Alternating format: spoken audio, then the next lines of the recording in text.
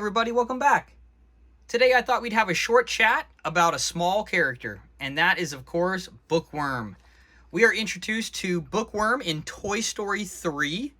He plays the part of the librarian in Sunnyside Daycare. Of course, his library consists of instruction manuals for toys, which is a real fun idea.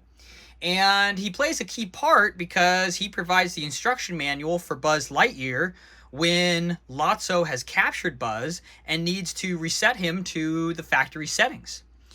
Of course, in doing so, he makes Buzz one of the lead guards of Sunnyside with all the toys captured.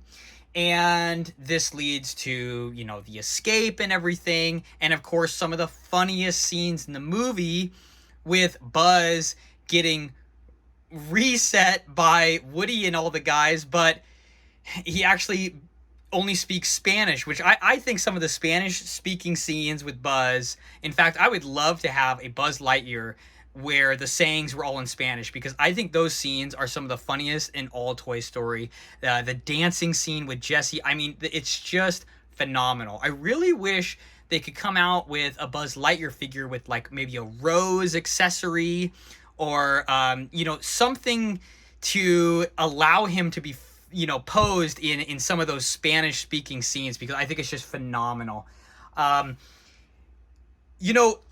Bookkeeper also plays a key part in that, when Ken in the spacesuit, aka Barbie pretending to be Ken, Bookworm gives him the instruction manual to reset him. Of course, it's not Ken.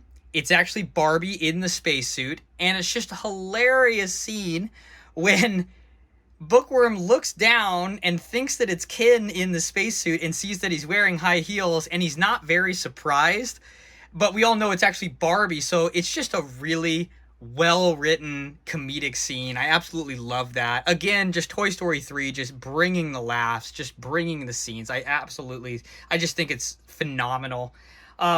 Bookworm doesn't have a ton of scenes, but when he's on screen, he is absolutely hilarious and just on point. And of course, a lot of that has to play into the fact that, he's voiced by Richard Kind.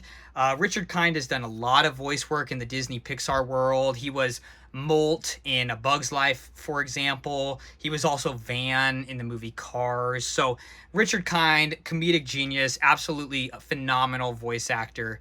And he kind of just blows it out of the park with this Bookworm character. I really hope, in the future, maybe in Toy Story 5, we can see more of Bookworm, because I think he just totally shines. And, speaking of which, at the end of Toy Story 3, he's literally shining his flashlight at the disco ball.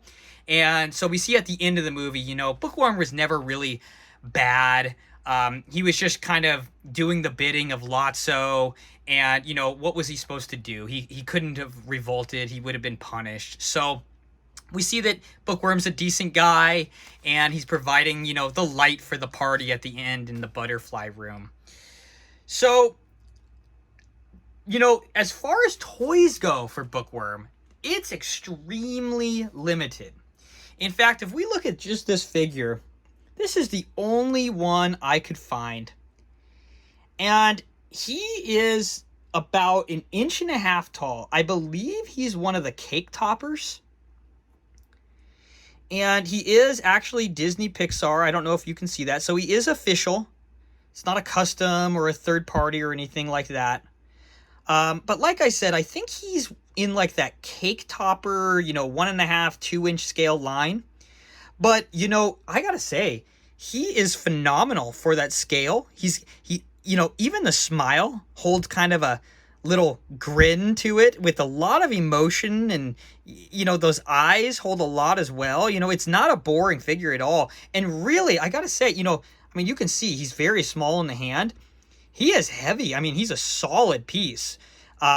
He also has a really nice flat bottom. So, he just is planted wherever you place him. He's got that flashlight, with the yellow coloring in there. I think it's a really phenomenal figure, actually, for what it is. Now, what's funny is I got this guy for about $15, which is still pretty pricey for something like this. Although, I'm so glad I did when I did, because these have skyrocketed, probably just because of scarcity and how rare these guys are. But I see sellers trying to get up to $100 for this guy. Is he worth it? It really depends on how special he is for you in your collection. I do think he's an essential piece in a Toy Story collection, especially if you're focusing on Toy Story 3. But is he worth $100? I don't think so. Now, if he's all that's available and he's kind of up there and you really need him, go ahead and get him, because who knows? These things might just be disappearing completely here in the future.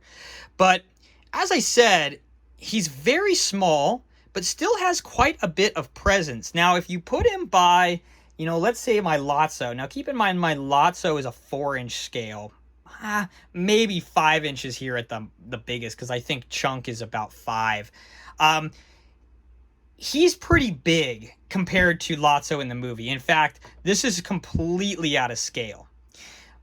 But if you just go up a little bit, and although Lotso is probably one of the bigger toys in the series, the Bookworm compared to this Buzz, this is a Bandai Buzz, build it yourself model. It's not too bad. He's about 6 inches. It's not terrible. If you put him with Chunk,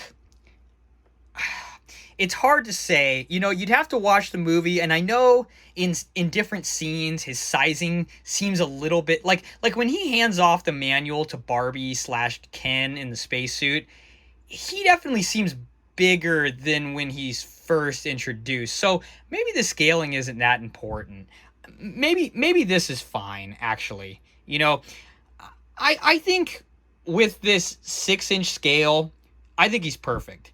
Now, if you're putting him with, a 16-inch Woody,